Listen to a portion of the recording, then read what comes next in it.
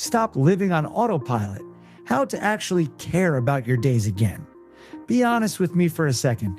How many days this week can you actually remember? Like, really remember? Not just, yeah, I went to work or I scrolled on my phone, but actual moments that felt meaningful. For most of us, the answer is like, maybe one day, maybe none. Most days just blur together. Wake up, check phone, go to work, come home, watch Netflix, sleep, repeat. You're not really living. You're just existing, going through the motions. And then suddenly it's Friday and you're like, wait, where did the week go? Today we're going to talk about intentional living, which is basically the opposite of sleepwalking through life. It's about making your days actually matter instead of just letting them happen to you. Let's talk about it. What intentional living actually means. Okay, so intentional living. Sounds kind of preachy and self-help, I know, but it's actually really simple. Intentional living just means making choices on purpose instead of by default. Here's what I mean. Most people live on autopilot. They do what everyone else does. They follow routines they never questioned. They say yes to things they don't care about. They spend time on stuff that doesn't matter to them. And then they wonder why life feels empty. Intentional living is the opposite. It's asking yourself, do I actually want this? Does this matter to me? Is this how I want to spend my time? And then making decisions based on those answers, not based on what you're supposed to do, not based on what other people expect, based on what actually matters to you. Simple example, you spend every Sunday with your extended family because that's what we do. But you hate it. It drains you. You come home exhausted. Autopilot means keep going because it's tradition. Intentional means ask yourself if this tradition actually serves you. If not, change it or skip it sometimes. That's it. That's intentional living. Why most people live on autopilot and why it sucks. So why do we end up on autopilot in the first place? Reason number one, it's easier. Making decisions takes energy. It's way easier to just do what you did yesterday. Same routine, same habits, same everything. Your brain loves this because it doesn't have to think. But over time, you stop feeling alive. Reason number two, we follow what everyone else does. We go to college because that's what you do. We get a job, buy a house, have kids because that's the plan. We check Instagram 50 times a day because everyone else does. We never stop and ask, is this actually what I want? Reason number three, we're scared of disappointing people. We say yes to things we don't want to do because we don't want people to be upset. Dinner with friends you don't really like. Say yes. Project at work that doesn't align with your goals? Say yes. Helping someone move when you're exhausted? Say yes. We're people pleasers. And it slowly kills our own life. Why this sucks? You wake up one day and realize you've been living someone else's life. You've been doing what you should do instead of what you want to do. And you feel empty, lost, like you don't even know who you are anymore. That's what happens when you live on autopilot for too long. The small moments problem? Here's something nobody talks about. We're always waiting for the big moments, waiting for the vacation, waiting for the weekend, waiting for retirement, waiting for life to start. But here's the truth. Life is mostly small moments. Monday mornings, random Tuesdays, Thursday afternoons. If you're not present for those, you're missing 95% of your life. Real example, you're making coffee in the morning, autopilot mode. You're on your phone scrolling while the coffee brews. You barely taste it. You're already thinking about work. Intentional mode, you notice the smell. You feel the warmth of the cup. You take a minute to just be there. Same coffee, completely different experience. Another example, you're walking to your car after work, autopilot, headphones in, thinking about what you need to do later, not noticing anything around you. Intentional, you feel the air, you notice the sky, you're just walking, fully present. These tiny moments add up. If you're present for them, your days feel richer. If you're not, your whole life feels like a blur. How to actually start living intentionally. All right, so how do you actually do this? Here are some practical things that helped me. Number 1, morning check in 2 minutes.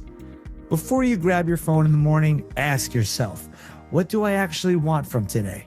Not what you have to do, what you want. Maybe it's have one real conversation. Spend 30 minutes reading, go for a walk, actually taste your lunch instead of inhaling it. Pick one thing that would make today feel meaningful to you. Number 2, the hell yes or no rule. When someone asks you to do something, ask yourself, is this a hell yes? If it's not a hell yes, it's a no. Stop saying yes to things out of guilt or obligation. Your time is limited. Spend it on things that actually matter to you. Number 3, 1 phone-free hour per day. Pick 1 hour, any hour. No phone, no screens, just you doing something you actually care about. Reading, walking, cooking, talking to someone. 1 hour where you're fully present. You'd be shocked how much this changes things. Number 4, weekly reflection, 10 minutes. Every Sunday, ask yourself, what felt meaningful this week? What felt like a waste? What do I want more of? What do I want less of? Then actually make changes based on those answers. If you hated something, stop doing it. If something felt good, do more of it. Simple. Money connection, because this is a money channel. Okay, so you might be thinking, this is nice, but what does this have to do with money? Everything. Here's why. Most people spend money on autopilot. They buy what they're supposed to buy. They keep subscriptions they don't use. They go out because everyone else is going out, and then they wonder why they're broke and unhappy. Intentional living fixes this. When you start asking, do I actually want this? Before spending, everything changes. Example, your friends want to go out Friday night. Drinks are $50. Autopilot, you go because you always go. You spend the money. You have a mediocre time. Intentional, you ask yourself, do I actually want to do this? If yes, great. If no, you say, I'm going to skip tonight and do something you actually care about. You save $50 and you have a better night. Another example, you see a sale on clothes, autopilot. You buy because it's a sale.